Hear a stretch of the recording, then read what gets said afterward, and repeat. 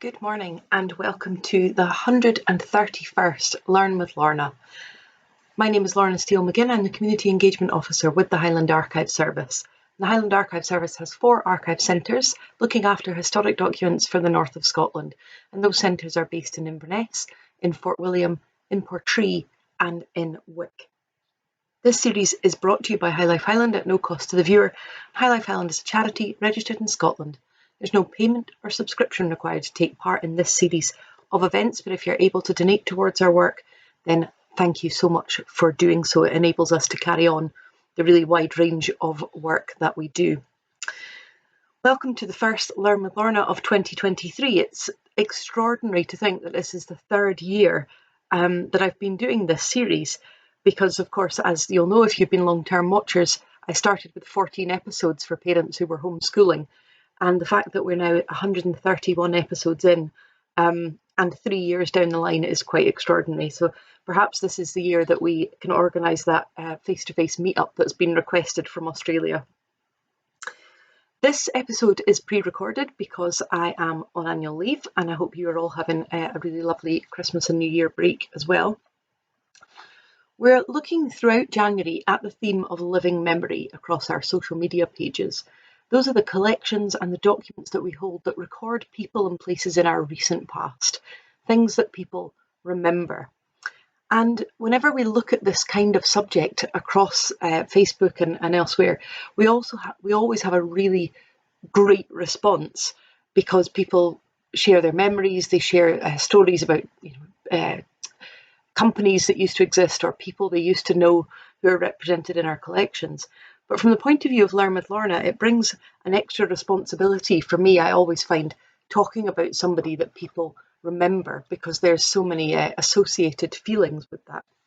And that's what I'm doing this week, talking about a collection held at Nucleus, the Nuclear and Caithness Archives in Wick, collected and curated and created by someone well known to many of you, I'm sure, Ian Sutherland.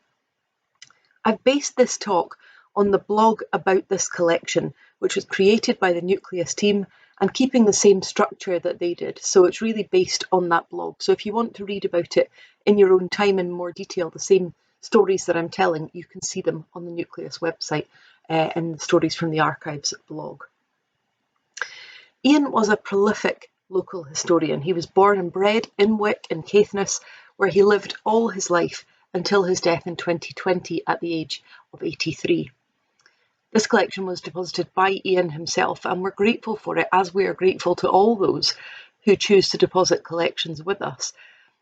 I was going to talk about this as I started to write these notes. I was going to talk about how much it matters to us that people bear us in mind, that people give us their archive collections. But then I saw the way that my colleagues in Nucleus had worded it for the blog, and I thought, I can't word it better than they have, so this is what they have written. The Ian Sutherland Collection was deposited by Ian Sutherland himself, and without depositors such as Ian, our archive would suffer greatly.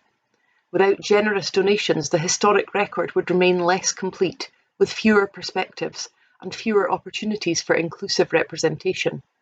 Private deposits are important, as they complement the official record, bridging the gap between the bureaucratic and the personal. They instill a sense of ownership within both the depositor and the community over the stories and the histories of their local area. And that's just exactly what I would have said, which is that these collections that are given to us in this way carry a different feeling with them, a different connection to people, because they feel a sense of ownership over them. Ian Sutherland had a great interest in and passion for and knowledge of Caithness's history. He worked at Dounreay, the nuclear site, for many years, and also he served as the chairman of the Wick Society, playing a central role in ensuring that Wick Heritage Museum had suitable premises, and I'll come back to that. He received an MBE for his services to local heritage in 2006. So what is the Ian Sutherland Collection? Why did he pull it together, and why is it now important? As you might expect from someone like Ian, much like the Margaret McDougall collection, if you remember Learn with Lorna 41, the collection is diverse. It consists of research papers, correspondence, so correspondence with individual people, but also with groups and organisations, with the government, various people. There are maps and photographs in the collection and slides, so various illustrations of what he's writing about. But also, perhaps a little bit more unexpectedly, there are some plays. Now, Ian, again, like Margaret MacDougall in Inverness, Ian used archival collections to research, ensuring that his work was rooted in an informed place of knowledge, and then using that knowledge to add other information to create a more rounded view of the past. And that's always something that's great for us when we're using these sorts of collections, to know that the research has been done so thoroughly and using archival material, and then researched widely across different collections and different institutions, to then bring it back to broaden the knowledge we have of the subject. Ian, as I mentioned, there are plays in the collection, and Ian was a prolific author and playwright with books such as Wick Harbour and the Herring Fishing, Caithness 1770 to 1832, The War of the Orange, The Silver Sprig, and many others, including the Caithness Dictionary. And you might remember a few weeks ago when I spoke about the Caithness dialect that I referenced Ian's Caithness Dictionary. We hold copies of his books and also the research that he did to compile them. And it's clear from these research notes the extent that he went to fill the gaps in his knowledge, and therefore in our collective knowledge. In the days before the internet, he would write regularly to official bodies, to knowledgeable individuals, to anyone who might be able to answer the questions that he had. And because of that, there are a real diverse range of voices recorded in his research notes, different takes on things, different experiences and different areas of expertise. Here are 3 examples from the correspondence files written to different people in 1986 for the same book's research. So this will illustrate the breadth. So the first one is written to the Secretary of the Society of Antiquaries of Scotland in Edinburgh. Dear Sir, I am currently researching into a book on the history of agriculture in Caithness, and to this end I would be grateful if you could advise me if you permit research by non-members. If not, alternatively, if you could be good enough to suggest a source of information on Viking and Middle Age agriculture, this would be of great assistance. The information I require is of a general nature to form an introductory chapter to the story which begins in detail with agricultural Sinclair's clearances of Berrydale in 1792-93. If you could also recommend a source of illustration for original Scottish, preferably Highland farm animals, this too would be of great assistance. So he's writing to the Society of Antiquaries, looking for information on Viking and Middle Age agriculture. The second one, for the same book, the Secretary of the Viking Society for Northern Research, Department of Scandinavian Studies, University College London. Dear Sir, I am presently researching a book on the history of agriculture in Caithness, and to this end I write to inquire if you permit research.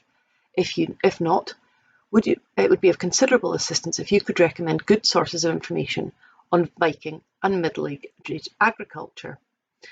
He goes on to say, I would imagine that most of this has been published by your society, but my local library has an incomplete set, and therefore it's not possible to discover all the kind of information I require.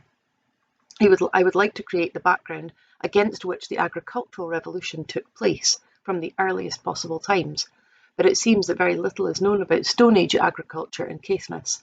Would I be safe in assuming that its organisation would be very similar to that which is known in other places? So we're now writing to Edinburgh and to London. Another one is written to the National Farmers Union in Edinburgh. Dear Sir, I am currently researching a book on the history of agriculture in Caithness, and obviously the NFU plays an important part in the 20th century part of the story. I would be grateful if you could be good enough to advise me of the origins of the National Farmers Union in Scotland and when it was founded both in Scotland and in Caithness. So you start to get an idea of the breadth of people he's targeting to find information, and fair play to anyone who is writing a book that covers from the Stone Age to the 20th century. quite extraordinary. This is an example written to the Scottish Development Department in 1990. Dear Sirs, I would like to purchase 2 photographs from you if possible. One is an aerial photograph of Caithness, preferably from the northeast, but any direction if this is not possible, to enable me to make a 3-dimensional map with the perspective more or less accurate. My purpose is to show the position and shape of the hills and rivers with translations of their names. The other is of the camp built on the south side of the road at the Dunray Nuclear Power Station. The camp was removed in the 1960s and was built in 1940-41. It was used to house the construction workers who built the station. I intend to use this in a book which I have written about the station, and I'll be grateful if you could advise me of your reproduction fee for any such use. Any clear photograph will do, but if possible, one taken from an oblique angle, which also shows the configuration of the buildings. So we know, incidentally, that he got those photographs because they are in the collection, as is the finished piece of written work. What's interesting, I thought, about that one was looking for photos, so looking for a visual representation of what he's writing about, as well as that kind of expertise from those other organisations. But, and this is for a different book, I think, but the bit there that says, I'm looking for one so that I can create a 3-dimensional map with the perspective more or less accurate to show the position and shape of the hills along with the translation of their names. That's quite extraordinary, I think. What a skill, a range of skills to have. And of course, the letters themselves document a moment.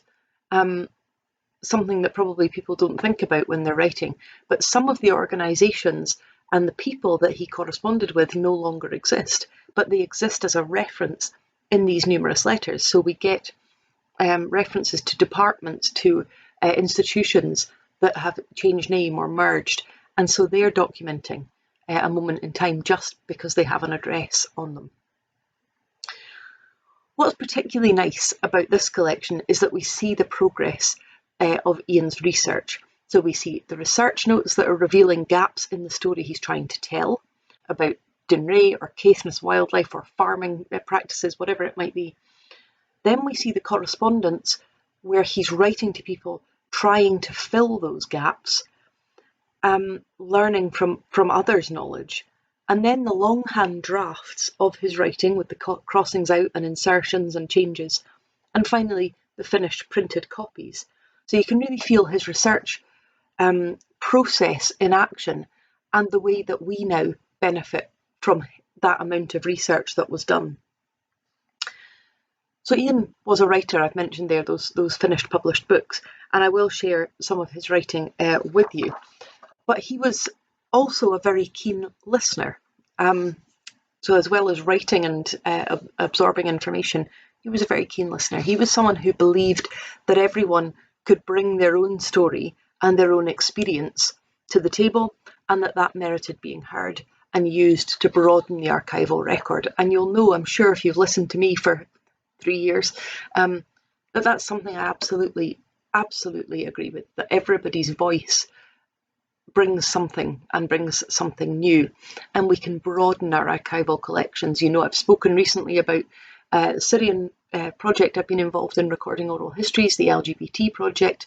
All of those bring a depth and a wealth of human experience to archival collections. And to this end, Ian Sutherland undertook many, many recorded interviews with the people of Caithness. Within this Ian Sutherland collection at Nucleus, there are over 100 CD-ROMs of interviews carried out by Ian, hundreds and hundreds of hours of stories and memories from the people of Caithness. It's an absolute treasure trove. I would really recommend looking up the blog on the Nucleus website, because you can hear some of those extracts from some of those oral history recordings, and you'll hear that beautiful, distinctive Caithness dialect that I spoke about a few weeks ago, and that I absolutely cannot replicate. Incidentally, the Wick Society ensures that important work continues, that stories and experiences from the people of Caithness are continued to be recorded and captured for posterity. both the ordinary and the extraordinary stories as well. So if you're interested in oral histories, then I would suggest looking at the Wick Society. These recordings that are in the Ian Sutherland collection are added to even further by the letters and correspondence he had with Caithness locals. Here is a great example from a lady called Ina, who records a siege in Pulteney Town in Wick in World War I. And I'm sure someone in Wick is going to tell me that Pulteney Town is not in Wick, but they're I think, are now merged. The Pulteney Siege. Living in the most famous or infamous street in Pulteney had its moments of drama, as was the case of the army deserter who'd had enough of the carnage and miseries of the First World War. During one leave from the front, he decided he didn't want to rejoin his Highland regiment, and so when his leave expired, he decided to barricade himself into his low, whitewashed, one-storied home. He was holding out in the garret, and the police arrived to dislodge him from his self-imposed prison. I can recall the scene very vividly, although at the time I was only a bairnie of 6 or 7 years old. The street was packed with onlookers, mostly women, children and older men, some for and some against the young deserter, whose existence no one had bothered about until now, and whose earthly goods were practically nil, but his strong young body was needed by king and country. And so we had this unheard of drama being played out before our very eyes. Furthermore, he had a gun, and that added spice to the scene, and the whole aspect of the street was more like a scene from Dodge City than Pulteney. The unarmed police hadn't encountered such a situation before, and although they shouted at the soldier and received threats from him, they decided to play a waiting game. I can't remember all the details of the siege, but the police, tired of shouting, threatening and cajoling, decided to smoke the deserter out of his garret. He had barricaded himself in, and all the windows were shuttered with makeshift pieces of wood, except the skylight, where the soldier had the gun at the ready. One policeman went round to the back of the house, climbed on the roof, and as the house was very low, put something down the chimney and smoked the occupant out. I vaguely remember the shouting, booing and clapping as the young soldier was led away handcuffed and defiant to jail and more likely a court-martial. When the Balcom Street siege was front-page news, I remembered that siege in Pulteney and wondered if that soldier, now surely in his 80s, if alive, or if dead, where does he lie? Flanders, or in one of the many graves in France, and speculate at his reasons for refusing to go back to the trenches. He probably saw so much suffering and carnage that his defiance in not wanting to join his regiment can be excused, but his reluctance could not be tolerated by Kitchener's accusing finger. It's quite extraordinarily written, isn't it? It really conjures up a picture. When Ina writes that to Ian, she says that she hopes her stories will be of some help in compiling his booklet on bygone days. And that's such an important little sentence. Ina is writing to Ian because Ian is trusted, known to be interested, and people who have that reputation are absolutely key in our world. People who are key to ensuring that stories are preserved. They're important people in their community because people trust them and know that they want to hear. And that's something that we're always trying to foster, an attitude of just saying, please trust us and please know how much your stories matter to us to preserve. I mentioned that Ian was the chair of the Wick Society, an important local heritage organisation in Caithness, and he was there from the beginning, leading a group of others with similar interests and similar concerns to form the society in 1971.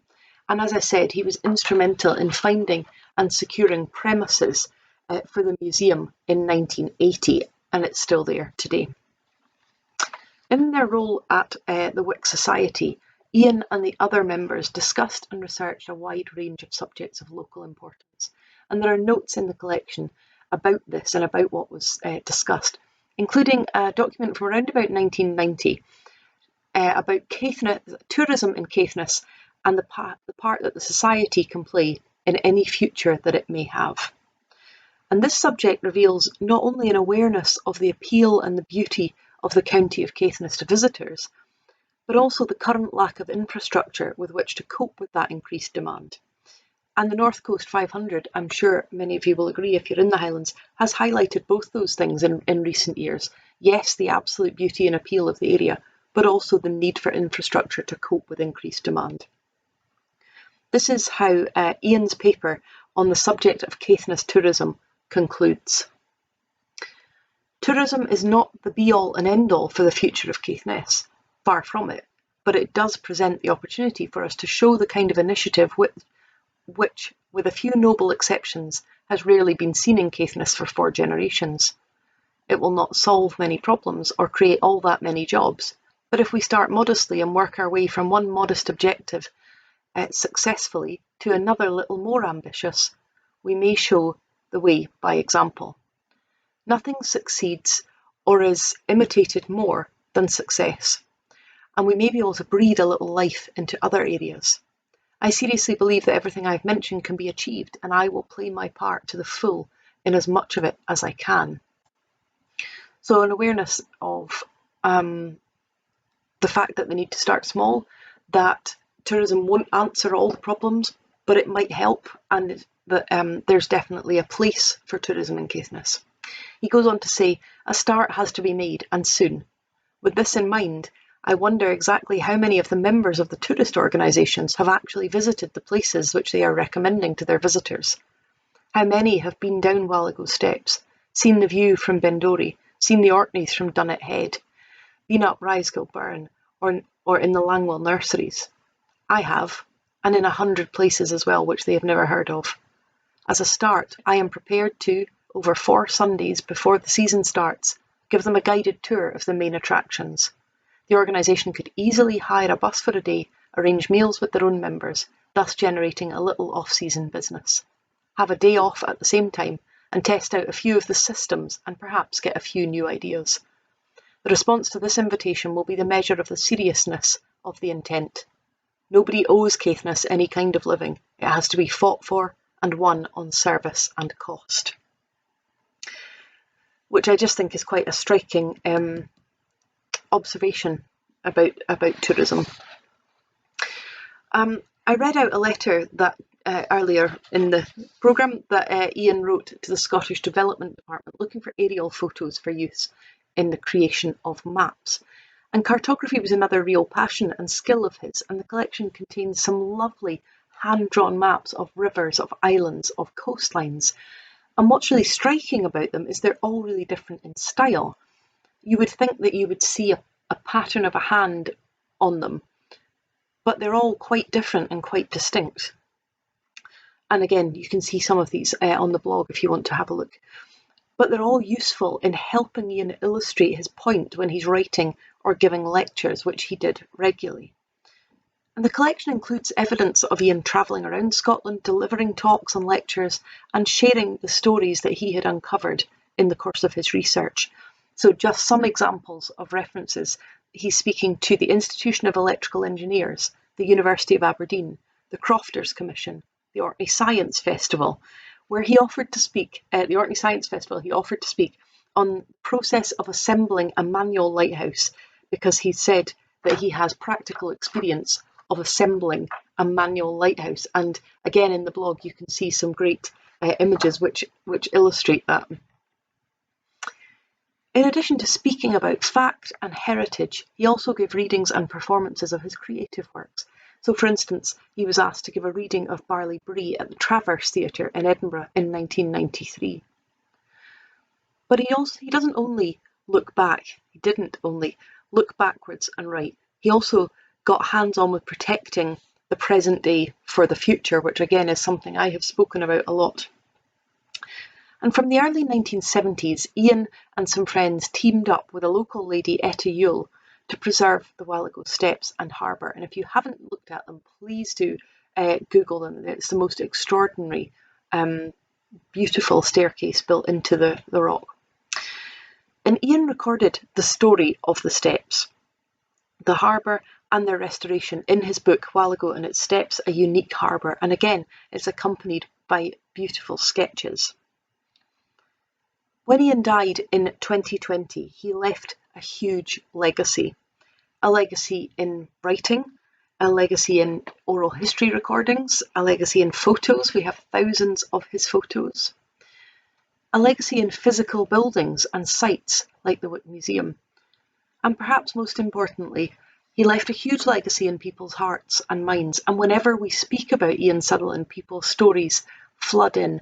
And I never met him, but when I asked my colleagues in Nucleus for a photograph of him, the picture they sent, which is the covering picture of this episode, I immediately just thought, what a lovely, lovely face, what a lovely, friendly looking man.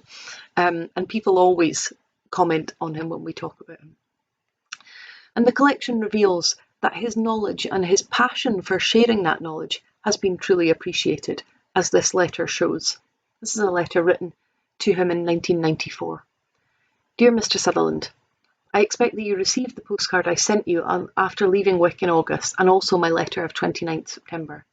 As I mentioned in my letter, I so much enjoyed meeting you and appreciated the warmth of your hospitality. I have kept in good order the binders you kindly lent me to peruse, and I have gone through them carefully. I now take pleasure in returning them to you by registered mail, as promised, with this letter inside. I found the various copies very interesting indeed, so many thanks for letting me see them, not to mention the booklet which I am enclosing too. Several of the cuttings I had seen before, but others not.